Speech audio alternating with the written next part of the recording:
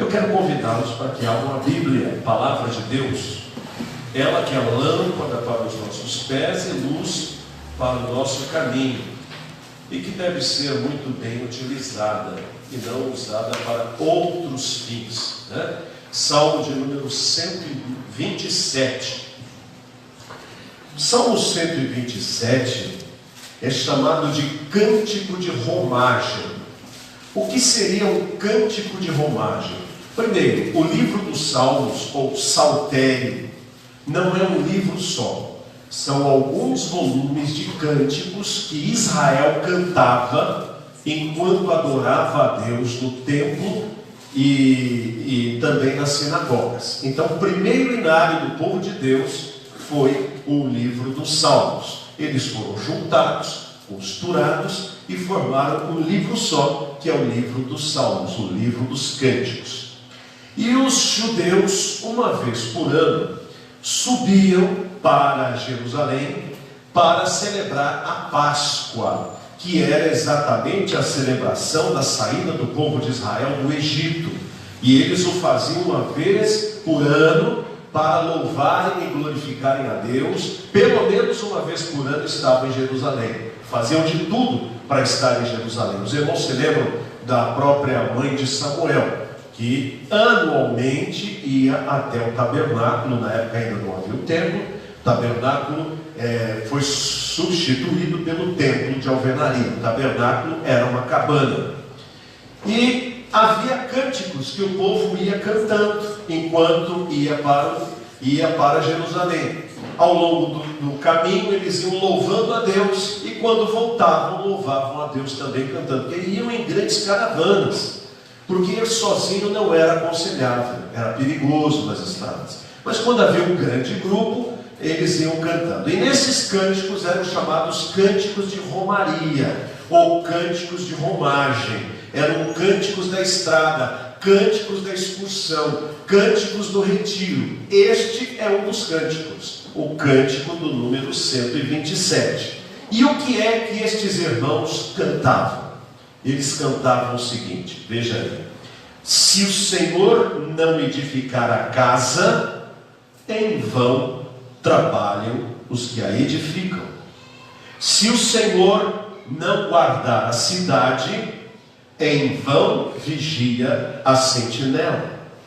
Inútil vos será levantar de madrugada, repousar tarde, comer o pão que penosamente granjeastes. Aos seus amados ele o dá enquanto dormem. Herança do Senhor são os filhos, o fruto do ventre seu galardão. Como flechas na mão do guerreiro, assim os filhos da mocidade. Feliz o homem que enche deles a sua aljava, não será envergonhado quando pleitear com os inimigos à porta. Bem, agora vamos tentar entender o que este cântico nos ensina. O cântico fala sobre lar, sobre família cristã, sobre povo de Deus. Eu vou pedir para alguém, pedir para as crianças não ficarem aqui. Eu vou ficar lá dentro, eu venho aqui para dentro, tá? Elas estão lá fora fazendo bagunça, tá? Não estão fazendo bagunça? Não, ensaiando, mas não do lado de fora. Oi? Ok, muito bem. Primeiro versículo diz assim: se o Senhor não edificar a casa, em vão trabalham os que a edificam. Se o Senhor não guardar a cidade, em vão vigia a sentinela. São duas ilustrações. A poesia hebraica é diferente da nossa poesia. A nossa poesia rima palavras. Então você tem o primeiro e o terceiro versos que terminam do mesmo jeito, e o segundo e o quarto que terminam do mesmo jeito. Já na língua hebraica não se rimam as palavras, se rimam as ideias. Por exemplo, lâmpada para os meus pés é a tua palavra, e depois repete a mesma coisa: luz para os meus caminhos. Quer dizer, diz a mesma coisa com outras palavras. Aqui faz parte da poesia hebraica, e nesta poesia o autor que é declarado aqui que foi Salomão, iluminado pelo Espírito Santo, nos trouxe esta pérola. Ele diz o seguinte: se Deus não edificar a casa, em vão trabalhem os que a edificam. Que casa é esta? A alvenaria? Bem, a alvenaria muitos constroem e não é casa. Pode ser um hotel, pode ser um salão, um galpão. Quando ele fala sobre o Senhor edificar a casa, significa construir a família. Se nós não entregarmos nas mãos de Deus a chave da nossa família, nós vamos gastar energia, nós vamos gastar preocupações, nós vamos gastar o nosso tempo e não vamos chegar a absolutamente lugar nenhum. Uma família, para ser edificada, precisa ser edificada por Deus, porque senão o nosso trabalho é vão. O que nós temos numa casa? Um marido e uma esposa. O que mais que nós temos numa casa? Um filho e um pai. Estas relações precisam ser respeitadas no Senhor. A minha família entregue nas mãos de Deus, o meu marido entregue nas mãos de Deus, a minha esposa entregue nas mãos de Deus, os meus filhos entregues nas mãos de Deus. Nós não podemos deter os nossos filhos quando alcançam a maioridade, mas nós podemos semear em seus corações a palavra, que quando chegarem à idade da razão, à idade da maturidade, tomarão as decisões baseadas naquilo que aprenderam da palavra dentro da nossa casa. E o que eles aprendem muito mais na prática do que na teoria. A nossa casa precisa ser construída por Deus. Deus não pode ser um apêndice. Há muitas pessoas que vêm à igreja como um apêndice da sua vida. Sabe o que é um apêndice? É um órgão que nós temos aqui dentro das nossas tripas, que funciona apenas para dar dor de vez em quando ele fica inflamado, e outra utilidade ele não tem nenhuma. Ele é um exemplo para colocarmos Deus como apenas um apêndice, ou seja, no fim de semana, quando eu não vou viajar, no fim de semana quando eu não tenho um sítio, no fim de semana quando eu não tenho um jogo, no fim de semana quando eu não tenho que limpar a casa, no fim de semana quando eu não tenho que trabalhar, já que eu não tenho mais nada para fazer, eu vou à igreja. Isso é tratar Deus como um apêndice. O pastor foi à casa da irmã, e aquela irmã: ai pastor, estou passando tanta luta, tanta dificuldade, será que não pode ajudar? Vou ajudar, minha irmã, me dá aqui a sua Bíblia, me traz lá da cozinha um cafezinho. Aí o pastor pegou a Bíblia, colocou da ação social um dinheiro dentro da Bíblia e pediu um cafezinho. Aí ele tomou o cafezinho, entregou a Bíblia para ela e disse: irmã, a solução da sua necessidade está na Bíblia, vá até ela. A solução está na Bíblia. Como foi acontecer, isto soa apenas como uma frase bonita, um chavão. Ela não foi à Bíblia. 3 meses depois, o pastor volta: ai pastor, como está difícil a vida. A senhora foi? Ah, fui pastor, como eu fui à Bíblia? Me dá a sua Bíblia aqui. O pastor abriu lá em Mateus 6,33, estava lá o dinheiro que pagava todas as contas daquela irmã naquela ocasião.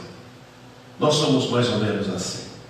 Pegamos a Bíblia e a abrimos quando o pastor manda abri-la, mas depois a fechamos e só vamos abri-la no domingo próximo. O resto do tempo gastamos nesse instrumento do diabo chamado redes sociais. Há muito crente viciado em redes sociais, inscrito em dezenas e centenas de canais, de podcasts, e não vive sem ouvir um monte de balelas que os outros falam a respeito de tudo, sem entender absolutamente nada.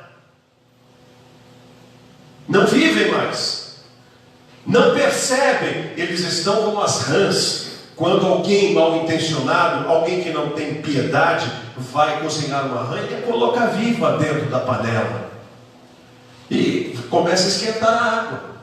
A rã não percebe que a água está aquecendo. Quando ela dá por conta, ela já está a ferver. As pessoas estão conectadas no aparelho celular como verdadeiros zumbis, mortos-vivos. Quantas vezes aqui nessa Barbosa eu tive que brecar o carro porque tem gente com o celular na mão, ele não está vendo nem por onde anda, ele está em outro mundo. E quando alguém não tem rede social, você fala: o quê? Ele não tem Facebook? Como ele vive ainda? Ele não tem Instagram? Gente, será que ele está doente? Ou usando o tempo? Acha? Como se fosse um absurdo estar fora da rede social.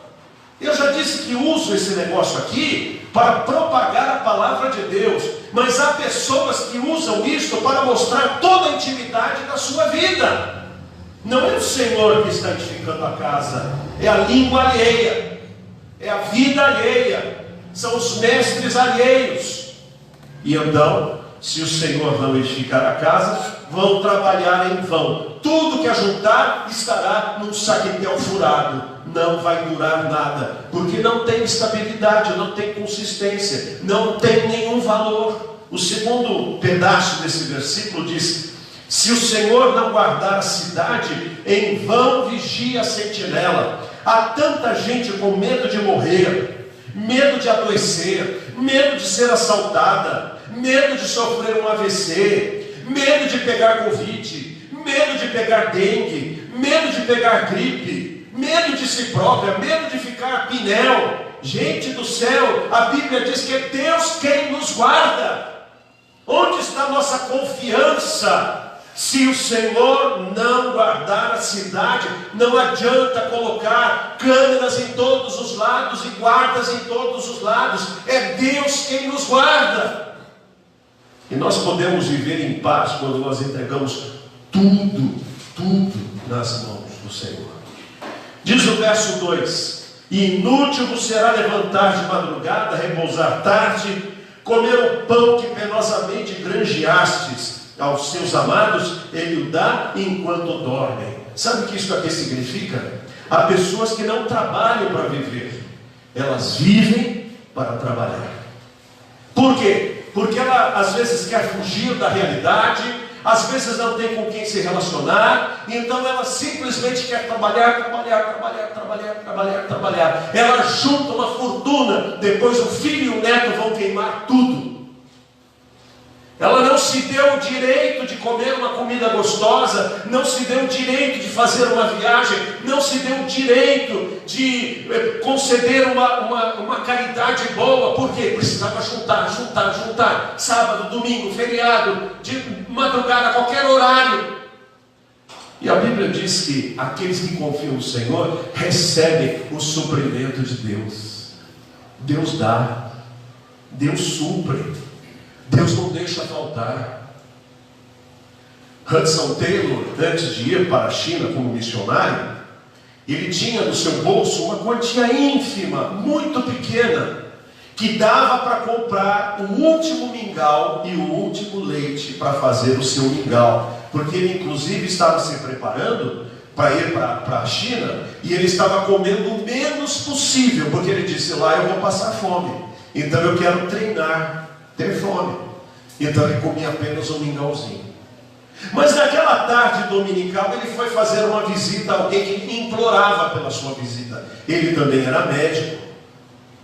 E ele então chega naquela casa suja, imunda, e vê lá gente sofrendo sem condições, e ele diz assim: vocês deveriam suprir as necessidades suas. E aí o dono da casa disse: se o senhor puder fazer alguma coisa, ajude.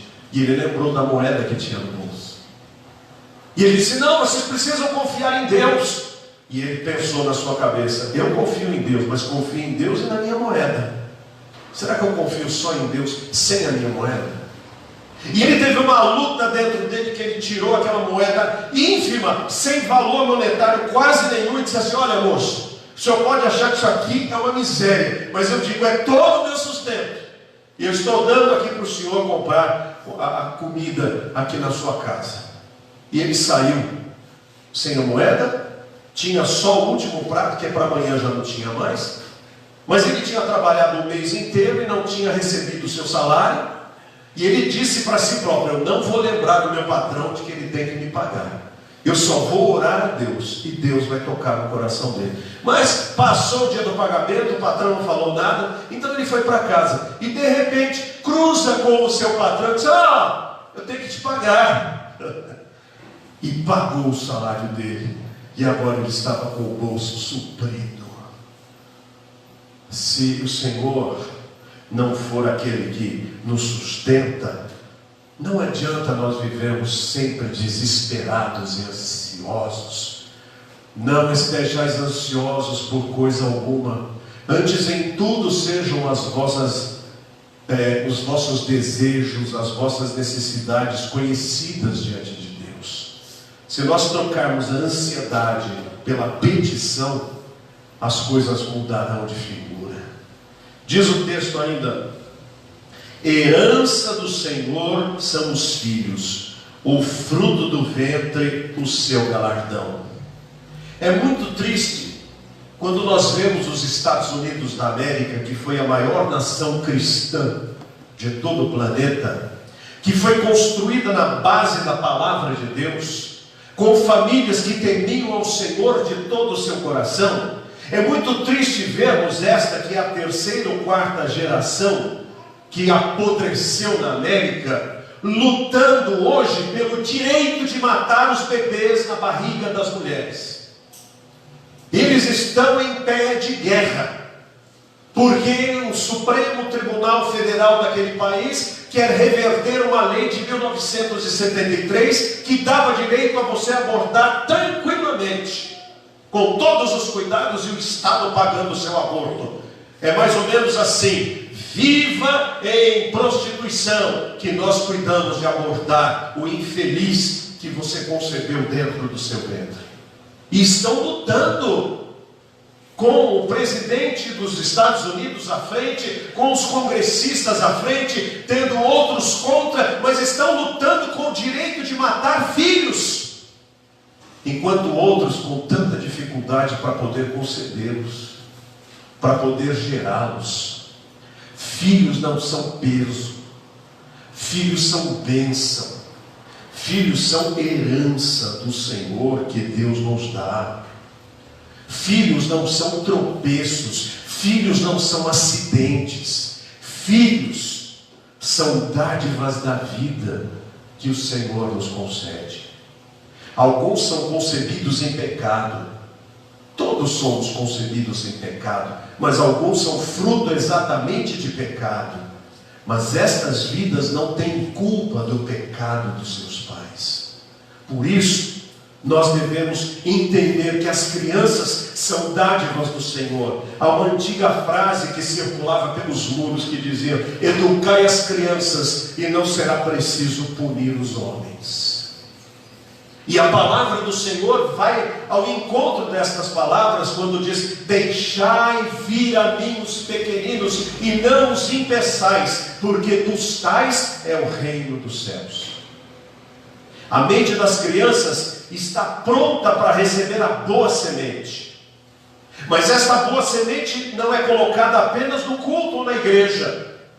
A boa semente tem que ser colocada dentro da nossa casa, quando filhos veem dos seus pais exemplos verdadeiros para seguirem ao longo das suas vidas, exemplos de como reagem no meio das provações, exemplo de como reagem no meio das brigas internas, exemplo de como reagem quando faltam os recursos, exemplo de como reagem quando há um divertimento, quais os limites que o lar concede a estas crianças. Crianças são bênção do Senhor e herança do Senhor. Eles entendiam assim. Um filho era uma herança de Deus. Aliás, uma mulher que não tinha filhos naqueles dias era considerada amaldiçoada por Deus. Por isso que nós temos exemplos de mulheres que puxaram a linhagem de Israel, que viviam tão tristes porque não tinham filhos, mas não eram amaldiçoadas por Deus. Deus tirou o opróbrio destas mulheres. Opróbrio é vergonha. Deus tirou o opróbrio destas mulheres, dando a elas filhos, Inclusive Isabel, mãe de João Batista, foi mãe já idosa. E tantos outros casos. Sara foi mãe bem idosa. Se eu tenho cara de avô, eu acho que a Sara tinha cara de bisavó. E foi mãe. Quando é da vontade de Deus, Deus dá, não importa a saúde, não importa o tempo, não importam os órgãos interiores, Deus concede. Agora, Deus também pode conceder a bênção de um lar adotivo, porque lares adotivos também são casas construídas pelas mãos de Deus. Que digam os filhos que são adotivos e foram adotados por boas famílias, da bênção que foi cruzar o seu caminho a alguém que tivesse um coração tão amoroso como esse. Há tantas modas raízes que contam a história de pais que tinham vários filhos e quando ficaram velhos, foi justamente o adotivo que o acolheu e que cuidou dele. Estou certo ou não estou? Não tem essas modas mesmo? Pois é, e isso é uma grande verdade. O verdadeiro filho não é apenas aquele que tem o sangue, mas é aquele que tem o amor. E nós podemos amar de coração. Os meus filhos olham a Milu com amor de mãe, porque a Milu é materna com os nossos filhos. E isso não tem dinheiro do mundo que pague. Filhos são herança do Senhor. E quanto melhor nós cuidarmos dos nossos filhos, novos lares cristãos nós estaremos formando. E pessoas generosas, pessoas gentis, pessoas amorosas, pessoas preparadas para a vida. Mesmo que a gente tenha que ficar sem algum objeto que gostaria de ter para poder cuidar dos filhos. Mesmo que tenhamos que ficar com o sapato furado às vezes para poder suprir a necessidade de um filho. Mesmo que tenhamos que atravessar uma provação. Hoje eu vi a irmã Maria Luísa lá com o Pedro indo na chácara, depois de passar no PS. E a irmã Maria Luísa, que mãezona que ela é. Esse é o nome que a senhora tem lá em casa, viu? A sua orelha não esquenta, não? É mãezona. Ela é mãezona de muitos de nós aqui. É um coração materno. Uma pessoa dessa é um presente de Deus. E nós podemos ser mãezonas e paizões para as outras pessoas também, de nos quererem bem como verdadeiros pais ou como verdadeiras mães. Agora verso 4 diz assim: como flechas na mão do guerreiro, assim os filhos da mocidade. Feliz o homem que enche deles a sua aljava, não será envergonhado quando pleitear com os inimigos à porta. O que será que significa isso? Pegar o filho e jogar? Ele é que nem uma flecha, magrinho? Não. O texto está dizendo que naquele tempo, quanto mais filhos você tivesse, e se esses filhos fossem meninos e fizessem-se homens, seriam protetores daquela casa, protetores daquela família, num tempo onde não havia polícia, num tempo onde não havia leis que protegessem talvez uma propriedade. Então, quanto mais filhos, mais proteção o casal de idosos iria ter. Quando o inimigo viesse à porta, desciam 10 filhos ali, falaram: o que foi? Aí o ladrão tinha que dizer: não foi nada, só passei aqui para dar bom dia e já estou indo embora. Aqui no Brasil, Getúlio Vargas incentivou que muitas famílias fossem para o Acre, ou fossem lá para a região norte, para povoar aquela área que era despovoada de pessoas euroasiáticas, euro-hindus. Só tinha lá os índios, os aborígenes que estavam por lá. E ele queria colocar a nossa população, que não era descendente de índios, até ali. E ele fez uma promessa, ele disse: quanto mais filhos, maiores recursos vocês vão ter. Então tiveram condições de povoar. Então era 10 filhos, 15 filhos, 20 filhos, 25 filhos. Eu sei que tem muita gente aqui que diz: olha, minha avó teve 20 filhos. Quem aqui teve avós que tiveram 20 filhos? Levanta a mão. Ó, só para pagar minha linha. A Elaine teve. E bisavós que teve 20 filhos mais ou menos. E 10? Quem teve 10 tios aí? Olha, tá, um monte de gente. Hoje a pessoa quer ter 1,5 filho. Já viu isso? Quantos filhos você quer ter? 1 filho e 1 quarto. Como é que você faz essa medida? A Bíblia diz: crescei e multiplicai-vos. Aí eu brinco com o pessoal: olha, cuida bem dos seus filhos, tenham bons filhos, que eles vão pagar o seu asilo e vão pagar também o seu plano de velhice, entendeu? Ele que vai cuidar de você no momento da necessidade. Na verdade, filhos são bênçãos de Deus. Nós não devemos criá-los como propriedade nossa, mas nós devemos criá-los como propriedade de Deus, que nós vamos qualificar para lançar ao mundo e fazer deles uma bênção na formação de suas famílias, no estabelecimento de seus trabalhos, na semeadura de suas próprias lavouras. Eles cantavam isso, eles confiavam nisso. E tal é a graça de Deus sobre o povo judeu, que eles estão aí até hoje. Nós temos judeus e temos Israel recém-reorganizada na terra bíblica onde eles viviam. Tal era a bênção que eu existo, porque também sou filho de Israel por parte de meu pai. O meu sangue aqui conta de gente que andou lá para Jerusalém cantando essa música há 3.000 anos atrás. Então, tudo que eu fizer entregando nas mãos do Senhor a construção da minha casa é algo de estabilidade, é algo que vai durar, é algo que vai se manter. Uma casa do Senhor é uma casa de estabilidade.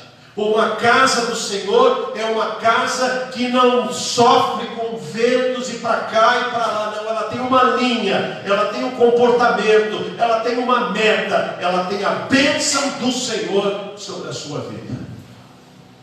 Eu quero incentivar os irmãos. Talvez você diga: mas eu estou numa família que não é assim. Seja você assim. Você é filho? Seja um filho segundo o coração de Deus. Você é marido? Seja um marido segundo o coração de Deus. Você é esposa? Seja uma esposa segundo o coração de Deus. Desligue esse celular para redes sociais e podcasts e canais de tudo quanto é espécie. Pare de viver na virtualidade. Use o celular para coisas que edificam. Para leitura bíblica, pegue o papel, leia a Bíblia em papel. Pare com esses aplicativos, porque tem aplicativos de Bíblia que adulteraram os versículos. E você não sabe se está comendo comida ou se está comendo coisas comprometidas. Vá à Bíblia.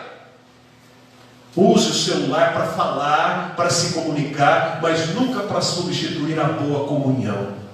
A comunhão é essencial. Viva, e viva com Deus. Viva na graça de Jesus. E você vai experimentar qual seja a boa, agradável e perfeita vontade de Deus. A sua casa foi escolhida. Deus te pôs lá. Seja uma bênção dentro daquela casa. Eu comprei umas mudas de hibisco e as plantei. E aí, uma delas morreu. E eu falei para o seu Efraim: seu Efraim, arranca isso aí. Ele disse: mas por que arrancar? Que ela morreu? Quem disse que ela morreu? Ué, não tem nada aqui, ó, vem ver. Aí cavou com envolta, já está soltando uma folhinha. Está lá. Ela não sabe onde foi criada, eu não sei de onde ela veio, mas no momento em que ela foi plantada na chácara, ela agora faz parte da minha família. Você também. Você não pediu para nascer, mas Deus o colocou onde você está. Seja uma bênção onde você está. Leva Jesus onde você está. Leva Jesus para a sua mesa de refeição. Leva Jesus para a empresa onde você trabalha. Leva Jesus para a sua cama onde você dorme. Leva Jesus no seu relacionamento com a sua esposa. Leva Jesus para o seu relacionamento com os seus filhos. E você vai ver grandes e maravilhosas bênçãos de Deus sobre você. Que assim seja. Amém.